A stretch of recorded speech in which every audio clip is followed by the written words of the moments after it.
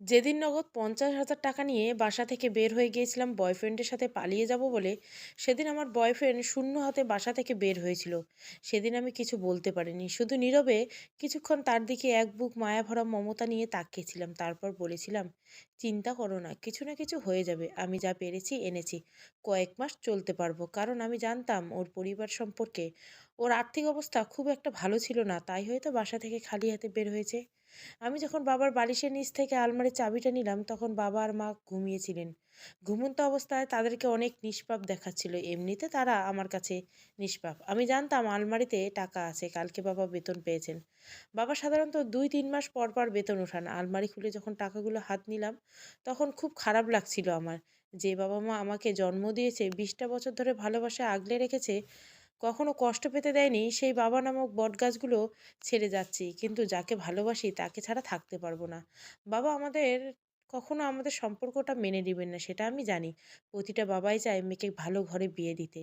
আমার বাবাও তার ব্যতিক্রম নয়। আমি চলে যাওয়ার পর কি হবে? হয়তো ২-১ দিন বাবা মা কাঁদবে। ছোট ভাইদের তো আমাকে ছাড়া কোনো দিন ঘুমাতেও না। ও কি করে আমাকে ছাড়া ঘুমাতে পারবে? হয়তো আস্তে আস্তে শিখে যাবে। ভুলে যাবে তার একটা বোন ছিল, সে তাকে ছেড়ে চলে গেছে। বাসা থেকে চলে আসার সময় একটা চিঠি লিখতে খুব ইচ্ছে করছিল, কিন্তু শত চেষ্টা করেও কোনো কিছু লিখতে পারছিলাম না। শুধু ছোট্ট করে একটা কাগজে ২টা লাইন লিখলাম, যদি পারো আমাকে ক্ষমা করে দিও। ভুলে যেও তোমাদের একটা মেয়ে ছিল।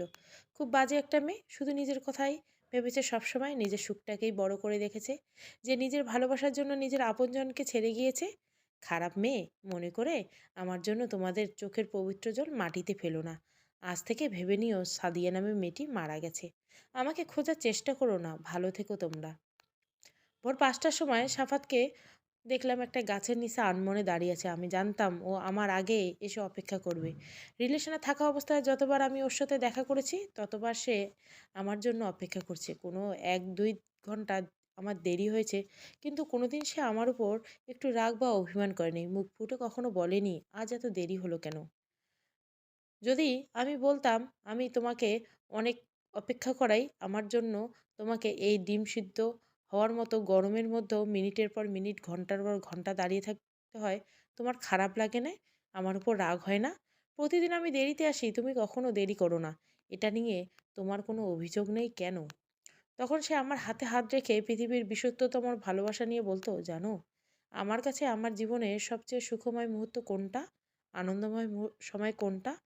আমি যখন তোমার জন্য অপেক্ষা করি, সেই সময়টা আমার কাছে সবচেয়ে মূল্যবান মনে হয়। এখন দামি মনে হয়, কারণ আমি এমন একজন মানুষের জন্য অপেক্ষা করি, যে আমাকে তার জীবনের থেকেও অনেক বেশি ভালোবাসে। আমি জানি ২-১ ঘন্টা আমি রোদে পুড়ে গেলেও কিছুক্ষণ পর তুমি এসে তোমার শাড়ির আঁচল দিয়ে পৃথিবীর সমতুল্য ভালোবাসা নিয়ে আমার ক্লান্তি দূর করবে। এখন বলো, আমি কি আমার এই জান পাখিটার জন্য একটু সময় অপেক্ষা করব না? তখন আমি কিছু বলতাম না। কোনো কিছু না বলে শুধু সাফাতের বুকে মুখ লুকাতাম। সুখের কান্না করতাম। তখন সাফাত আমাকে শক্ত করে তার বুকে জড়িয়ে নিত। তখন আমার মনে হতো, এই মানুষটাই বুঝি আমাকে সমস্ত সুখ নিহত। আমি সাফাতকে পরম আদরে জড়িয়ে ধরতাম। সাফাত তখন বলতো, এই কি করছো? ছাড়ো। সবাই দেখছে তো। আমি তখন তাকে ছাড়তাম না। আরো শক্ত করে জড়িয়ে ধরতাম। একটু দেরি হয়ে গেলে, তুমি কখন এসেছো? ৪টার সময়। তোমার ফোন কয়েকটা দিন বন্ধ ছিল, অনেক ট্রাই করেছি, কিন্তু তোমাকে পাইনি। ভেবেছিলাম হয়তো তুমি আমার সাথে যেতে ভয় পাচ্ছ। একটু সমস্যা ছিল। ভয় পাবো কেন? আমি তোমার সাথে মৃত্যুর দুয়ার যেতে পারি। সেটা আমি জানি। এখন বলো, কি সমস্যা হয়েছিল? বাসায় সবাই ভালো আছে তো? তেমন কোনো সমস্যা নেই। চলার মতো, বসার মতো একটা জায়গা আছে, ওখানে বসি। বাস আসতে ৬টা বাজবে, আরও ৩০ মিনিটের মতো। সাফাতের কথা মতো সামনের বেঞ্চিটাতে বসলাম। ৬টার কিছুক্ষণ আগে বাস চলে আসলো। সাফাত অনার্স শেষ করেছে, ঢাকায় গিয়ে ছোট্ট একটা চাকরি করবে, আমাদের ছোট্ট একটা সংসার হবে। এই আশাতে অনিশ্চিত জীবনে পাড়ি দিয়েছি আমরা। ঢাকায় গিয়ে বাসা খুঁজতে অনেক ঝামেলা হলো আমাদের। কম টাকায় বাসা পাওয়া খুব টাফ। তবুও সাফাতের একটা বন্ধু ছিল, যার সাহায্যে আমরা অনেক কম টাকায় বাসা পেয়ে যাই। সাফাতের বন্ধু আমাদের অনেক হেল্প করেছিল, যেটা আমি কোনোদিন ভুলব না। সকালে সাফাত বেরিয়ে যেত চাকরির খোঁজে, আর আমি বাসায় টুকিটাকি সংসার গোছানোর চেষ্টা করতাম। যদিও আমরা বিয়ে করিনি, তবুও আমরা এক ফ্ল্যাটে থাকতাম। আমার অনুমতি ছাড়া সাফাত আমাকে ছুঁয়েও দেখবে না, সেটা আমি জানতাম। সেই বিশ্বাসে তো নিজের আপন মানুষগুলোকে ছেড়ে তার সাথে চলে এসেছি। আমি জানি সাফাত আমার বিশ্বাস কোনোদিন একটু আঁচড়ও পড়তে দিবে না। আমি মাঝে মাঝে অনেক আবেগী হয়ে যেতাম, সাপাত জড়িয়ে ধরে নোংরা ভালোবাসায় হারিয়ে যেতে চাইতাম। কিন্তু সাপাত কখনো আমার দুর্বলতার সুযোগ নেয়নি। সাপাতকে আমি অত কাছে পেয়েও, নিবিড় করে পেয়েছি, স্বাধীনতা পেয়েও আমার চিত্ত চঞ্চলা হয়ে যেত। শিরার মধ্য দিয়ে উত্তেজনার বন্যা বয়ে যেত, ন্যায় অন্যায় সূক্ষ্ম বিচার বুদ্ধি কখনো কখনো হারিয়ে যেত। কিন্তু তবুও শান্ত স্নিগ্ধ ভালোবাসার ছোঁয়া আমাকে সংযত রেখেছে। ওর এই জিনিসটা আমাকে মুগ্ধ করেছে। আমি ওকে শ্রদ্ধা করতাম। যে বাড়িতে আমরা ভাড়া থাকি সেখানে একটা মেয়ে থাকতো, তার নাম জাহানারা, বাড়িওয়ালার মেয়ে। তার সাথে আমার খুব ভালো সম্পর্ক হয়। যখন একা একা থাকি তখন সে সময় পেলে আমার সাথে গল্প করে। আমি তাকে আমার ভালোবাসার কথা বলি, সাপাতের কথা বলি। সে মুগ্ধ হয়ে আমাদের ভালোবাসার কথা শুনে। এরপর বুঝতে পারলাম টাকা শেষের দিকে। যে টাকা নিয়ে এসেছিলাম ভেবেছিলাম 2-3 মাস অনায়াস চলে যাবে। কিন্তু যখন দেখলাম টাকা প্রায় শেষের দিকে তখন চিন্তার বাজ এসে পড়ল মাথার উপর। সাপাতের চাকরি হচ্ছে না, টাকা শেষের দিকে কি করব বুঝতে পারছিলাম না। ভেবেছিলাম অনার্সে ভর্তি হব, কিন্তু সেটা আর সম্ভব হলো না। রাতে যখন সাপাতকে বললাম ঘরে মাত্র 5,000 টাকা আছে, তখন সাপাতের সুন্দর মুখটা মুহূর্তে কালো হয়ে গেল। সেও তো কম চেষ্টা করছে না একটা চাকরির জন্য, কিন্তু হচ্ছে না। সাপাত কিছু বলল না, শুধু বলল চিন্তা করো না, আমি তো আছি। 10 দিন পর যখন টাকা এক্কেবারে শেষ তখন সাফাত আমাকে একা ফেলে চলে আসলো। সাফাতের লেখা চিঠিটা যখন দেখলাম তখন নিজের চোখকে বিশ্বাস করাতে পারছি না যে ছেলেটা আমাকে এত ভালোবাসতো, সেই ছেলেটা আমাকে চরম বিপদের মুখে ফেলে এভাবে চলে যাবে, এটা কোনোদিন স্বপ্নেও ভাবিনি আমি। কি করব বুঝতে পারছিলাম না আমি। যে মানুষটাকে ভালোবেসে বিশ্বাস করে নিজের পরিবারের মানুষগুলোকে ছেড়ে চলে আসলাম, সেই মানুষটাই আমাকে ধোঁকা দিল। একটা মেয়ে হয়ে এই অপরিচিত অজানা অচেনা শহরে কি করব আমি ভেবে পাচ্ছিলাম না। সাফাতের চিঠিটা যখন বারবার পড়ছিলাম তখন দু চোখ বেয়ে শুধু বৃষ্টির ফোঁটার মতো পানি টপ টপ করে বেয়ে পড়ছিল। নিজেই নিজের কাছে খুব খুব জানতে ইচ্ছে করছিল কেন এমন করলো সাফাত আমার সাথে। যখন মানুষের খারাপ সময় আসে তখন তার ভালোবাসার মানুষটা তাকে সাহস দেয়, অনুপ্রেরণা দেয়। তাকে কখনো এভাবে একা রেখে চলে যায় না। যেমনটা সাফাত আমাকে রেখে চলে গিয়েছে, ওই সময়টা তাকে আরও আমার সবচেয়ে বেশি প্রয়োজন ছিল, অথচ সে কাপুরুষের মতো আমাকে বিপদের মুখে ফেলে পালিয়ে গেছে। সাফাত কি জানতো না ওর মুখের দিকে তাকিয়ে আমি দিনের পর দিন, রাতের পর রাত না খেয়ে কাটিয়ে দিতে পারতাম? ও কি জানতো না ওর ভালোবাসার টানে ফুটফুটাতে ওর বুকে মাথা রেখে প্রতিটা রাত আমি কাটিয়ে দিতে পারতাম? ও কি জানতো না ও আমাকে যেখানে যেভাবে রাখতো আমি খুশি মনে সেখানেই থাকতাম? তাহলে কেন এমন করলো আমার সাথে? আমার কি অপরাধ ছিল? আমি কি কোনো ভুল করেছিলাম? যদি ভুলও করে তো আমাকে বলতে পারতো। এভাবে চলে গেল কেন? এসব প্রশ্নের উত্তর আমার কাছে অজানা। খুব জানতে ইচ্ছে করছে আমার ভালোবাসায় কিসের কমতি ছিল যে সে এত বড় বিশ্বাসঘাতকতা করলো, আমার ভালোবাসাটাকে অপমান করলো। আজ একদিন হলো সাফাত আমাকে ছেড়ে চলে গিয়েছে। এই একটা দিন আমার জীবনের সবচেয়ে কষ্টের দিন ছিল।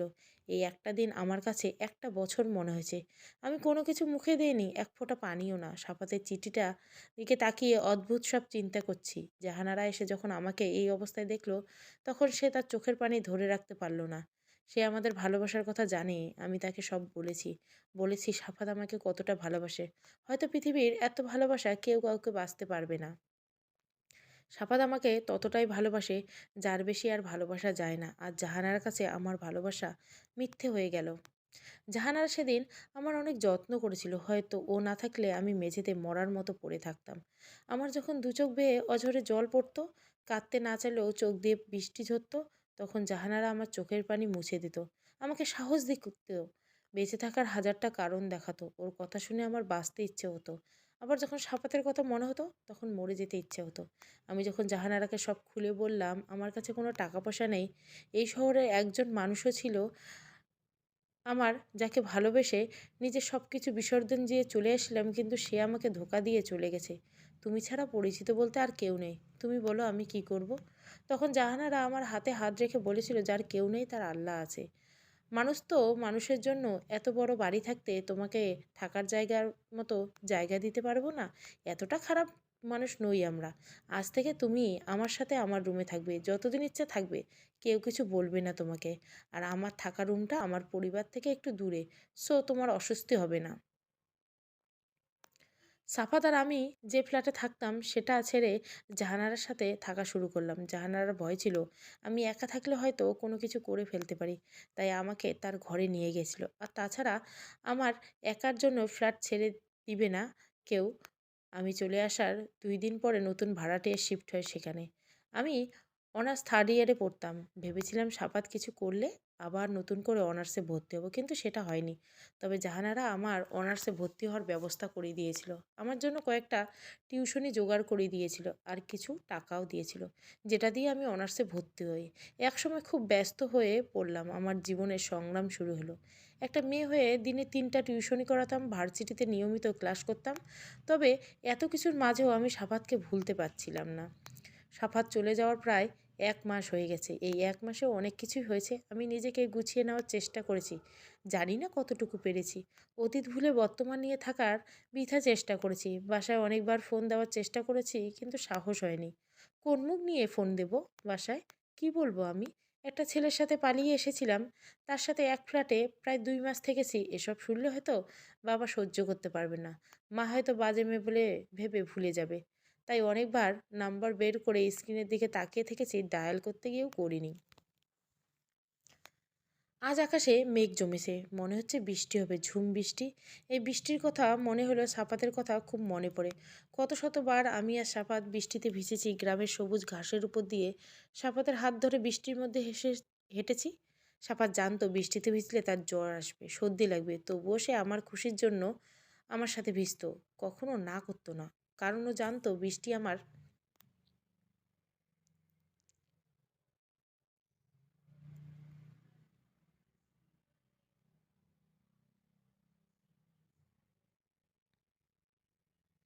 কারণ ও জানতো বৃষ্টি আমার কতটা ভালো লাগে। কারণ এই বৃষ্টির মধ্যেই যে সাফাত আমাকে ভালোবাসার কথা বলেছিল।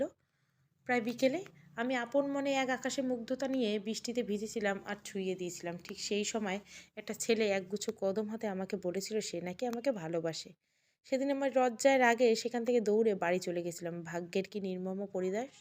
কিছুদিন পর ওই ছেলেটার সাথে আমি আমার জীবনটা জড়িয়ে ফেলি। ওই ছেলেটাই ছিল সাফাত, কিন্তু এসব এখন অতীত। বর্তমান এর কোনো অস্তিত্ব নেই। হঠাৎ করে জাহানারা আমার পাশে বসেছে, আমি খেয়াল করিনি। এভাবে আর কতদিন নিজেকে কষ্ট দিবে জানি না। তুমি তোমার বাসায় একটাবার কথা বলো। হয়তো সব ভুলে তোমাকে আবার কাছে টেনে নিবে। হাজার হলেও বাবা মা, তারা কখনো সন্তানকে ফেলে দিতে পারে না। সন্তানের হাজারটা ভুল করলেও তারা ক্ষমা করতে পারে।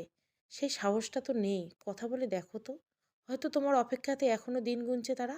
কবে তাদের মেয়ে তাদের কাছে ফিরবে, আসবে এই পথ চেয়ে বসে আছে তারা। সব ভুলে যখন আমি ফোন দিলাম তখন মা ফোন ধরে কাঁদতে শুরু করলো। আমাদের সাথে কথা না বলে এতদিন কি করে থাকলি? একবারও আমাদের কথা মনে পড়লো না? তুই চলে যাওয়ার পর তোর বাবা স্ট্রোক করেছিল। আমি অনেক ভয় পেয়েছিলাম। তোকে অনেক ফোন দিয়েছি, তোর ফোন ব্যস্ত দেখায়, না হয় বন্ধ। তুই চলে আয় মা, তোর বাবা সব ভুলে গেছে। মা, আমাকে মাফ করে দাও, আমি অনেক বড় ভুল করেছি। মাকে যখন সব কিছু বললাম মা শুধু বলল, তুই চিন্তা করিস না, তোর বাবা মা এখনো বেঁচে আছে। পরের দিন বাবা নিজে এসে আমাকে নিয়ে গেল। সেদিন আমি দৌড়ে গিয়ে বাবার পায়ে পড়ছিলাম, কিন্তু বাবা পায়ে পড়তে দেয় নাই, বুকে জড়িয়ে নিয়েছিল। আসলে আমরা যতই যাই বলি বাবা মায়ের মতো কেউ হয় না। ছেলে মেয়ে যতই খারাপ হোক না কেন, বাবা মায়ের কাছে তারা নিষ্পাপ। রুমে বসে বসে জানলা দিয়ে নিজের গ্রামের বিচিত্র পরিবেশটা দেখছিলাম, কত সুন্দর মনোমুগ্ধকর দৃশ্য। এমন সময় বাবা রুমে এসে আমার পাশে বসলো। এখন কেমন লাগছে? ভালো। তুমি আজকে অফিসে যাওনি? না, আজকে তো অফিস বন্ধ। তোর জন্য তোর মামা একটা বিয়ে এনেছে, ছেলে অনেক ভালো। পরি ছেলের পরিবারে অনেক ভালো। তোকে বলছি না যে বিয়েটা করতে হবে? এখানে ছেলের ছবি আর তার ফোন নাম্বার আছে। তুই ইচ্ছে হলো কথা বলিস। কথাগুলো বললে বাবা চলে গেল। ইচ্ছে না থাকা সত্ত্বেও বাবার মুখের দিকে তাকিয়ে ছেলেটাকে ফোন দিলাম। কারণ আমি জানি এটা মামার কাজ না, এটা বাবা নিজেই করেছেন আমার জন্য। এত ভালো একজন বাবার জন্য এতটুকু তো করতে পারি। বাবার পছন্দ করা ছেলেটাকে যখন ফোন দিলাম তখন সে ফোনটা রিসিভ করলো না কেটে দিল। ভাবলাম হয়তো ব্যস্ত আছে, তাই আর বিরক্ত করলাম না। কিন্তু তার 2 মিনিট পর ওই নাম্বার থেকে কল আসলো। বুঝলাম কল ব্যাক করার জন্যই আমার ফোনটা কেটে দিয়েছে। এমন ব্যবহার দেখে কিছুটা হলেও আঁচ করতে পারলাম মানুষটা ভদ্রলোক। ফোনটা ধরতে সংকোচ বোধ হচ্ছিল, কি বলবো বুঝতে পারছিলাম না, তবুও ফোনটা হাতে তুলে নিলাম। রিসিভ করতে ওপাশ থেকে অনেক দিনের পরিচিত একটা কণ্ঠ ভেসে উঠল। মনে হলো এটা মানুষটার গলার স্বর আমার বহুদিনের পরিচিত। চাঁদনি রাতের আকাশের নিচে তাকিয়ে কথা বলতে বলতে কত রাত পার করেছি। এই কণ্ঠটা শুনে এটা শুধু আমিই জানি, সাফাতের কণ্ঠ। আমার কেন জানি মনে হচ্ছে এটা সাফাত। কিন্তু না, এসব আমার কল্পনা। আমি সাফাতকে এখনো ভুলতে পারিনি।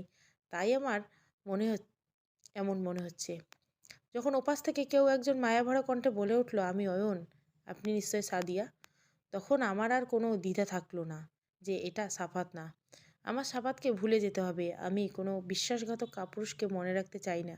মনে রাখতে চাই না আমি একজন ঠক প্রতারককে ভালোবেসেছিলাম, যে আমাকে ভরা সমুদ্রের মধ্যে ছেড়ে দিয়ে নৌকা নিয়ে কিনারায় এসে পাড়ি জমিয়েছিল। একটিবারের জন্য চিন্তা করে নেই আমি অতল সমুদ্রে ডুবে মরে যেতে পারি। এই লোকটার সাথে আমাকে কথা বলতে হবে, একাকিত্ব দূর করে হতে হবে। সাবাতকে ভুলে যাওয়ার এর থেকে ভালো সুযোগ আর পাবো না।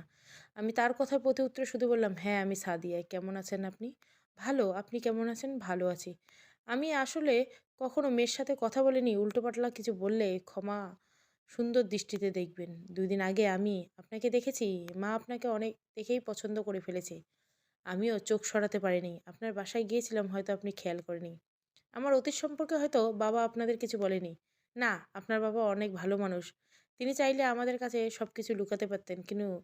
কিন্তু সেটা তিনি করেননি। তিনি সব বলেছেন, এটা কোনো সমস্যা নাই।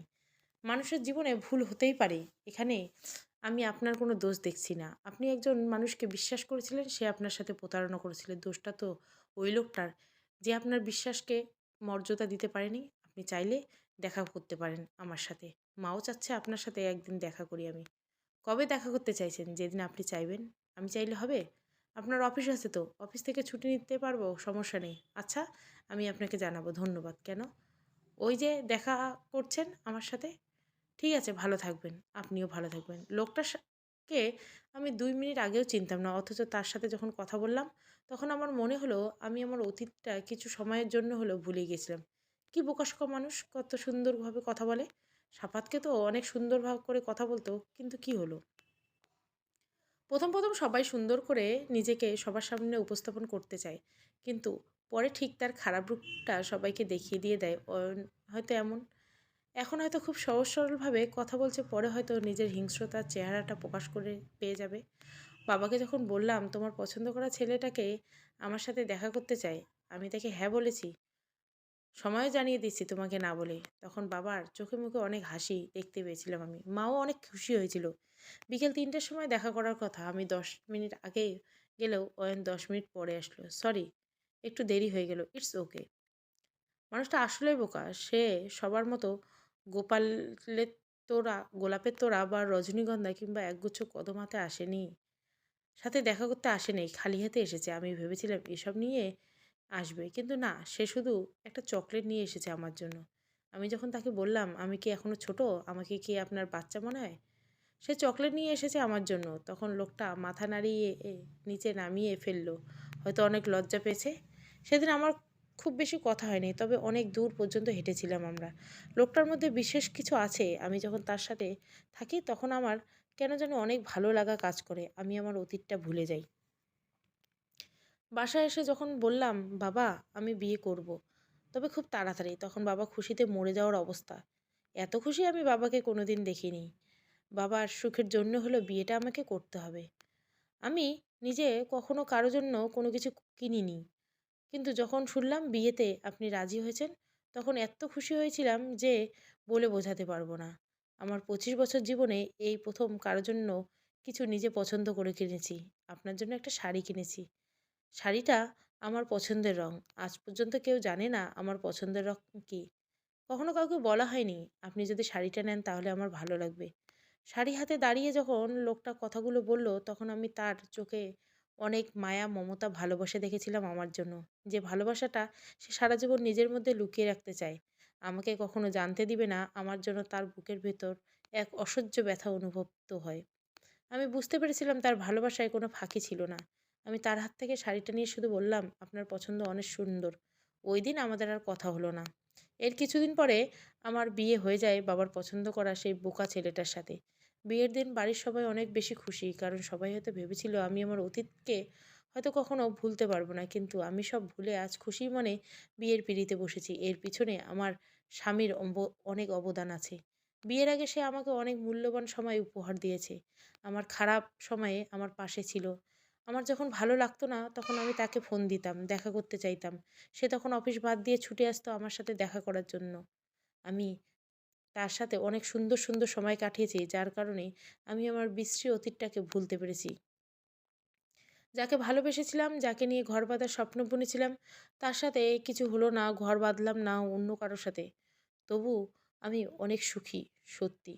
তবুও আমি অনেক সুখী। কারণ আমি এমন একজন মানুষকে স্বামী হিসেবে পেয়েছি যে আমাকে একা রেখে কখনো যাবে না। এটা হলফ করে বলতে পারি। মানুষটা সময় পেলে আমাকে নিয়ে ঘুরতে যায়, সিনেমা দেখতে যায়। বিয়ের আগে পরে আমার কোনো আবদার অপূর্ণ রাখেনি। আমি যেটাই বলেছি সেটাই সে করেছে। অন্যায় আবদার করলেও কখনো সে না করেনি। ভেবেছিলাম সাফাতের মতো আমাকে কেউ ভালোবাসতে পারবে না। কিন্তু অয়ন সেটা ভুল প্রমাণ করে দিয়েছে। একটা মেয়ের আর কি চাই? ভালোই যাচ্ছিল আমাদের সময়। বিয়ের ২ মাস পরের কথা। হঠাৎ করে দরজায় কলিং বেলের আওয়াজ শুনতে দরজা খুলি। দরজা খুলতে জাহানারাকে দেখতে পাই। আমার বিয়ের দিন এসেছিল।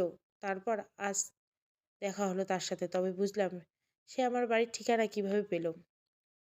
আমি কিছু বলার আগে সে আমার হাতে একটা ডায়েরি ধরিয়ে দিল। তোমার বাবার কাছ থেকে তোমার ঠিকানাটা নিয়েছিলাম।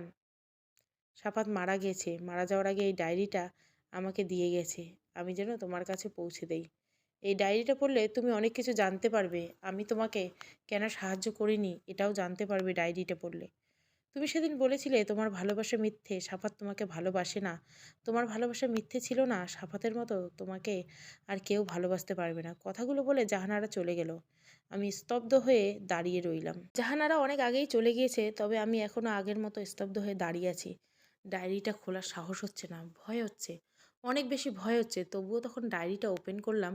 তখন তার ভিতরে সাদা কাগজে মোড়ানো একটা চিঠি। চিঠিটার ভাঁজটা খুলতে বুকের ভিতর ধুকধুক শুরু করলো। প্রিয় সাদিয়া, তুমি যখন এটা পাবে তখন আমি তোমার থেকে অনেক দূরে চলে গিয়েছি। যতটা দূরে গেলে আর কখনো ফেরা যায় না, ঠিকই ততটা দূরে।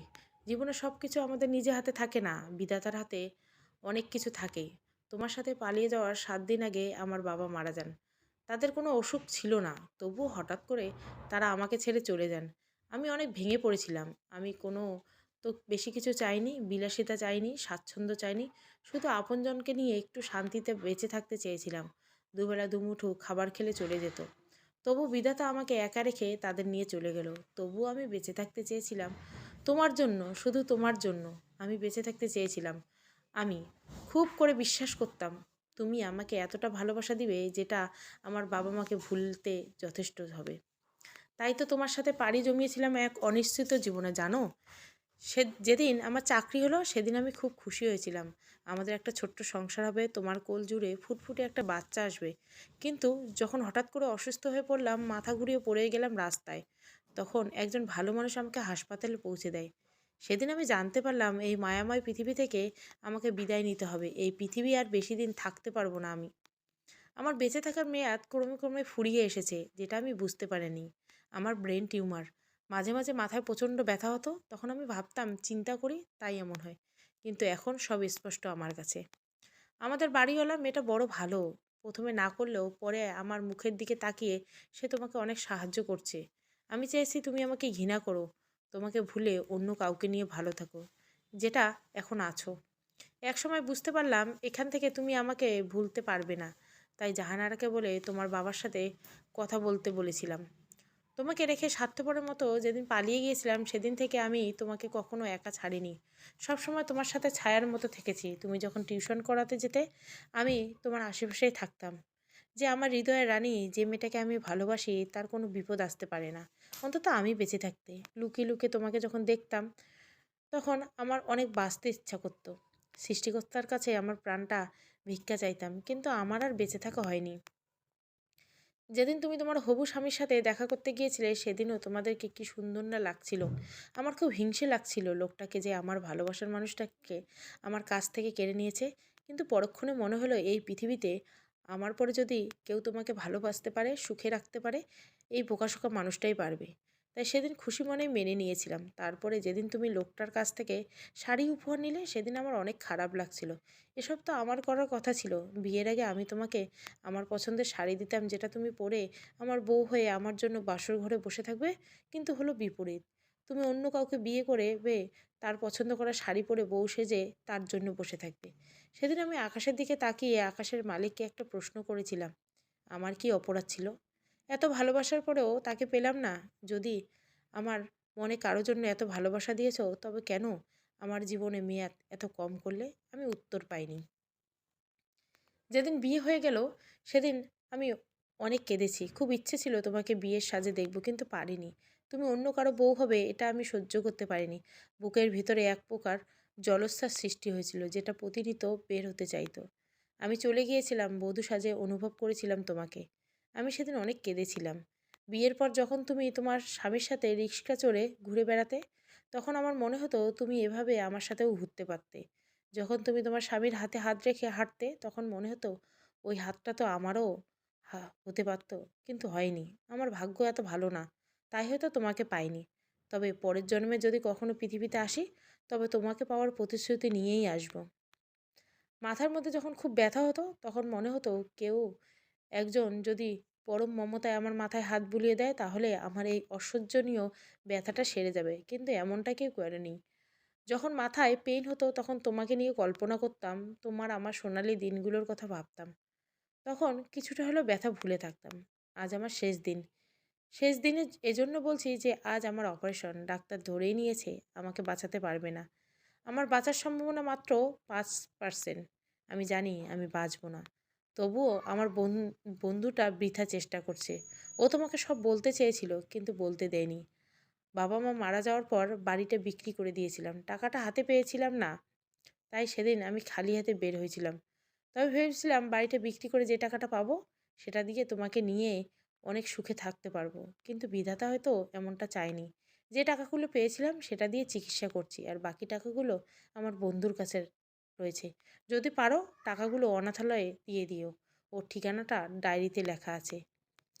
এই তো, আর কিছু সময় পর আমাকে অপারেশন থিয়েটারে নিয়ে যাবে। আমি জানি আমি আর জায়গা পাবো না, চিরতরে ঘুমিয়ে যাব। তবে জানো আমার কি মনে হয়? তুমি যদি ভালোবেসে পরম আদরে জড়িয়ে ধরে একটাবার বলতে তুমি ফিরে আসবে, আমার জন্য হলে ফিরে আসবে, তাহলে হয়তো আমি ফিরে আসতাম তোমার কাছে। পরের জন্মে যদি রজনীগন্ধা হয়ে তোমার কাছে ফিরে আসি, তাহলে আমাকে ফেলে দিও না, তোমার খোপায় গুজে দিও। আমি কখনো চাইনি তুমি আমাকে ঘৃণা করে বেঁচে থাকো, তাই আমার এই লেখা ডায়েরিটা তোমাকে দিতে বলেছি। জানি না তুমি এটা পাবে কি না, তবে যদি পাও আমার জন্য দুঃখ করো না। মনে রেখো, তুমি ভালো থাকলে কেবল আমি ভালো থাকবো। ইতি, তোমার সাভাত। চিঠিটা যখন পড়লাম, তখন নিজের অজান্তে দু চোখ বেয়ে বিন্দু বিন্দু জল গড়িয়ে পড়ল। সাফাত চেয়েছিল আমি যেন সুখী হই, সে সফল হয়েছে। আজ আমি অনেক খুশি। হঠাৎ করে অয়ন চলে এসেছে, আমি খেয়াল করিনি। আমাকে এমন অবস্থা দেখে সে সব বুঝতে পারল। আমিও কিছু লুকালাম না, সব বললাম তাকে। অয়ন আমার চোখের পানি মুছে দিয়ে বুকে টেনে নিল। আমি আর অয়ন সাফাতের কবরের পাশে দাঁড়িয়ে আছি। আমি কাঁদছি, অনবরত কেঁদেই চলেছি। তখন পাশ থেকে অয়ন বলল, তুমি কাঁদলে সাফাতও কাঁদবে। সাফাত চেয়েছিল তুমি সুখী হও। তুমি যদি চোখের পানি ফেলো, সাফাত কি ভালো থাকতে পারবে? আমি কোনো উত্তর দিতে পারলাম না। মনে মনে শুধু বললাম, পরের জন্মে আমি তোমারই হব। সমাপ্ত। গল্পটা ভালো লাগলে অবশ্যই লাইক, শেয়ার এবং সাবস্ক্রাইব করবেন। Thank you for watching.